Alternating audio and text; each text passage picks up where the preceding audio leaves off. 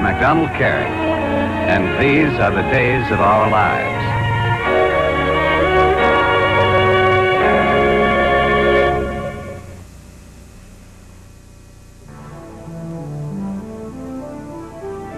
The following video is rather self-indulgent. Viewer discretion is advised.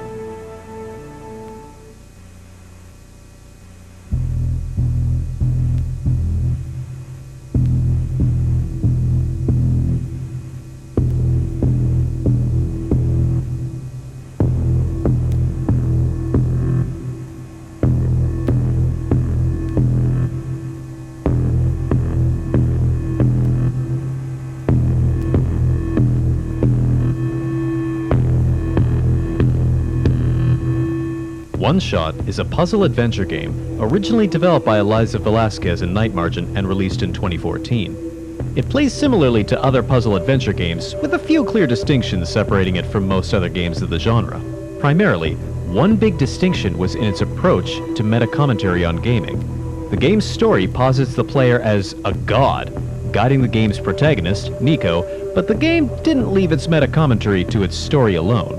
OneShot went beyond the game a player would see within its window and dared to ask the user to look at their own files in order to obtain information needed to continue playing the game. You know this process by another common name, breaking the fourth wall. That may seem like a bit of a trope today, but the mechanics of how OneShot broke the fourth wall through its mechanics instead of its story alone still felt fresher and newer at the time of the game's initial release. This is not to say OneShot was the first game to do what it did, but the way it pulled these mechanics off garnered OneShot a particular reputation for going beyond the borders. The other clear distinction was in the name. A player had one shot at playing the game. After a player finished playing through the game of OneShot, they could never play it again. At least, in theory. In reality, especially with the game's re-release in 2016, the enforceability of this game's defining aspect was dubious. Players have time and time again asked, answered, and demonstrated how to replay OneShot. This lack of enforceability should be troubling to the game's main premise. The very title of the game centers around the premise that OneShot could be played once, so it's pretty obvious that the developers wanted to make some kind of commentary on not just this game's replayability, but the very notion of a game's replayability. Even if the developers somehow didn't want to make an actual commentary, and the idea of playing the game once was a wouldn't it be cool if idea, the game still, intentionally or not, makes a commentary on replayability. As an aside, given the way the game's story is told, I think that to say this commentary wasn't the developer's intent would be doing them a disservice, but I do want to emphasize that this point stands regardless. The notion that you can only play a certain game once can be fairly controversial. It invites discomfort and disagreement from players. We, as gamers, are used to games being replayable. Infinitely replayable. I am far from the first to make this observation about this game, and in fact this is a largely surface-level observation, but looking at the game itself is only part of the puzzle. If we zoom out, we can see an ecosystem surrounding this one statement. Even Googling OneShot will eventually garner results about how to play it again. Some people want all games to be replayable. It's not hard to see why they'd want that. At the same time, to attempt to circumvent a game telling you it can only be played once is to engage in its premise. Even the remake making additional playthroughs easier engages with the premise of the original game. Everyone asking or offering a way to play OneShot again is, intentionally or not, engaging in one of the questions the game's premise asks. The curious thing is that there are multiple ways this question can be asked. The most common and reasonable interpretation to ask is, are you okay with playing this game once? But I think there's a more fascinating way to ask the question. One that seems broader at first, but becomes just a little more human. If you could suddenly never play this game again, how would you feel?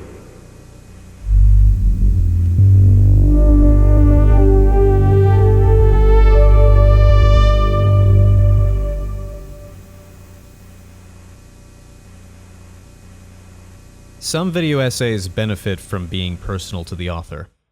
Some do not. I think that a lot of video essays become more personal because the author enjoys making the essay at least partially about them, and not necessarily because it conveys the information better. I normally like to make the video essays about the content first and the author second, with my own personal details playing second fiddle to the game and its ideals, But this time, I'd like to make an exception. I hope this video is still fascinating and you enjoy it nonetheless, but either way, I appreciate you indulging me. On September 19th of this year, my computer's hard drive failed. My computer was on year 6 of its life, and I'm not the best computer builder in the world, so it was not impossible that something like that would happen, but it was still a shock. Unfortunately, I'm not great at backing up my files, and even though a few things had survived, a lot did not. I had to re-download my previous video essays from YouTube to recover the GDF intro, for example. So if something seems slightly changed or the quality of the intro in particular seems off, hats off to you for noticing, and that's why. Among the things I had lost were a work-in-progress visual novel that I'd been continually making for the last 4 years, all of my musical compositions, and everything I'd ever made for my streams. I'm not a popular streamer at all, but I was proud of my brand and my level of polish. That and the small dedicated community I had gathered was what kept me streaming despite no clear growth for, effectively, years. Of course, this loss isn't huge in the context of the world, and only I know and feel the true scope of this loss. The world is never going to mourn a visual novel that never existed. I rarely showed anyone my compositions that I didn't publicly post.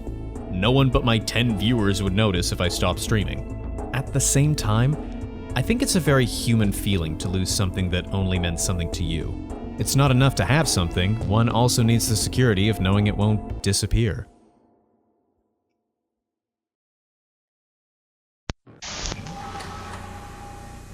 It can be argued that both questions are functionally the same. If you only get to play a game once and then it disappears, both of these questions apply. The latter question undeniably has more appeal to our lives outside of gaming, though. It's not a universal experience to play through a video game once and only once. A feeling that's near universal to being human is letting go. The death of a loved one, a relationship ending when you still love the other person, or even a possession being stolen. These are all things we can relate to. Anger is a reasonable response to this feeling. Anger is so common during grief that it's considered one of its 5 stages. Many breakups lead to anger or hatred or no chance of a surviving friendship. Many people feel anger towards a thief who took their possessions, regardless of whether they knew them and their motives for stealing or not. It can feel unjust, as if one wants to yell, "Who are you to take this from me?" I don't think it's unfair to say that people who don't know how to replay OneShot can feel slight anger towards the game for this reason. Not for ending, but for daring to impose this same theft upon its players. Who is OneShot to say we can't play it again? Many of its player base outright refuses this dynamic. I bought this game, I should get to say what it means to me. Why is anyone but me deciding?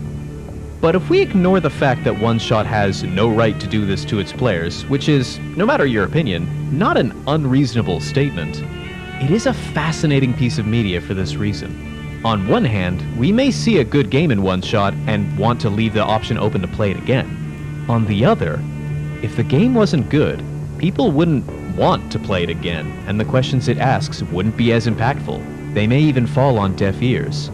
After all, if something isn't good, or desirable, or especially known, who would notice if it just disappeared?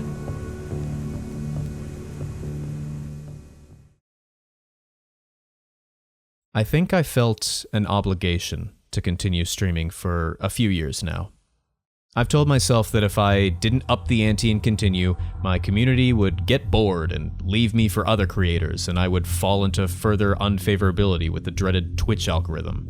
This mindset carried with it a toxicity, one I didn't fully realize until recently. When I wouldn't get a new follower after a whole month of streaming several times a week, I told myself that it was because I wasn't energetic enough, or I wasn't streaming consistently enough, or I needed to stream longer or pick better games.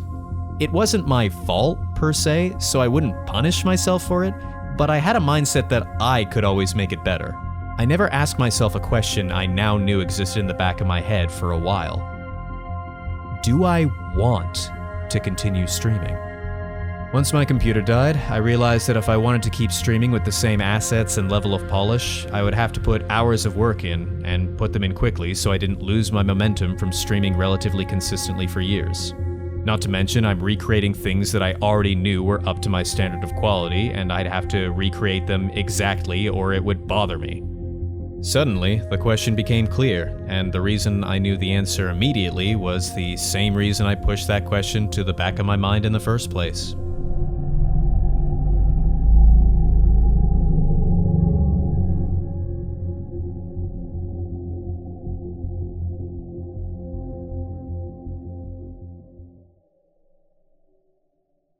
It's been a while since I made anything for this channel, hasn't it?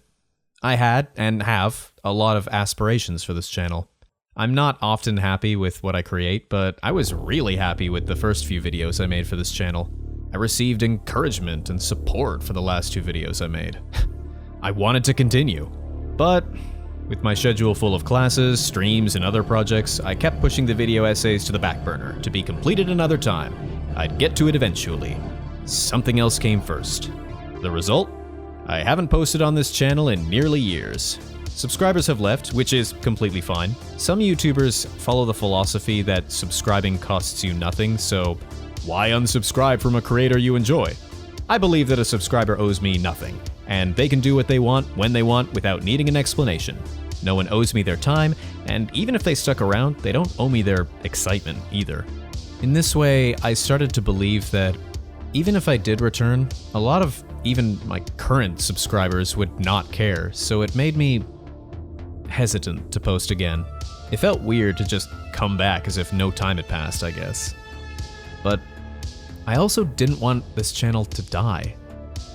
I didn't want to post only 2 video essays and leave it at that. I made more promises and I had more ambitions. I was excited. If I could never make another video essay again, I would be sad. If I could never stream again, I would still be sad there too, but in a different way. In a way that tells me it's over and carries an air of a sad goodbye, and not an air of I'm not done yet. In a world full of trade-offs, especially with only 24 hours in our day, we are continually asking ourselves if we're ready to give something up, and thanks to loving our patterns and routines, most of the time that question is answered with a clear no. But some things need to be given up. There has to be a last time I stream and a last video essay I'll make. That's what being mortal is, on a micro scale. There will be a last time for everything I do, and I can't do it all. So why does it make me so sad to give even one of these things up? Can I deal with never touching one of my hobbies again if it means maybe picking another back up? What if asking, can I let this go, isn't purely grief, but also an opportunity to pick something else up?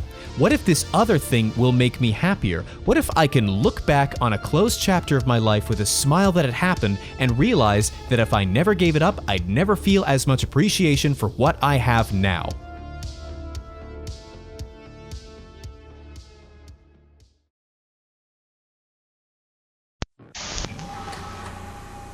OneShot is, in the context of everything, minuscule. Even to its most ardent fan, it's a piece of their life at most. Some people will be happier for not giving it up, and will regard looking up how to replay OneShot as a great decision. Even with OneShot's basic premise of only playing the game once, the takeaway to ignore this premise and replay the game anyway is not an incorrect takeaway. The biggest reason why is because, unlike most other games, the player was explicitly asked to choose. You can make whatever choice you want, but the fact you were asked in the first place is, on some level, meaningful. It can tell you a lot about yourself if you immediately know the answer or if you're unsure. And all this, in some people, can be caused by a game that was made in a month for a contest. I guess it's true. The game was pretty good at expanding past the borders of the game and giving you information that would help you continue. Some things in life will abruptly end. It may seem silly to some people, but a romantic breakup or even a death might not hit some people as hard as the realization that there will be a last time they play their favorite video game. Video games are, after all, a form of escapism. To some people, it's a large part of their lives. Some people may hope that the last time they play their favorite video games will be minutes within their death. Other people might want to feel like they did move on from these games later on in life. And others may find the very thought disturbing and would like to avoid thinking about that scenario entirely. OneShot may not bring about that thought directly, but it certainly asks some leading questions, doesn't it? It may seem rude or pretentious or even macabre to deny a player the right to play a game again, or even to ask. But these questions need to be handled at some time or another. Loss is a human emotion. Letting go is a human emotion. But so is the euphoria of starting something new, or even rediscovering the euphoria of something you thought you lost a long time ago.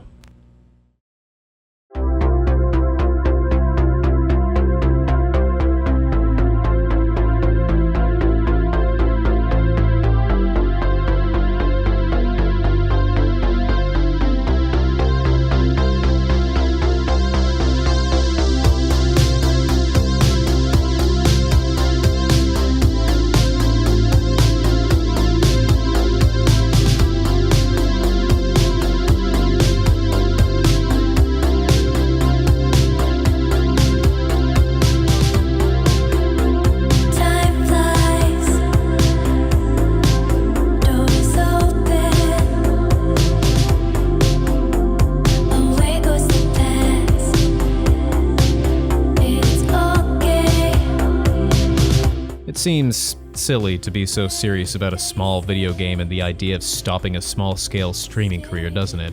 That's because it is. That's the vice of personal essays. They're vulnerable and sometimes unintentionally goofy, and I may look back at this and think, wow, am I ever reaching to make this small idea meaningful? But the emotions here are fresh, and I think they're pretty darn real.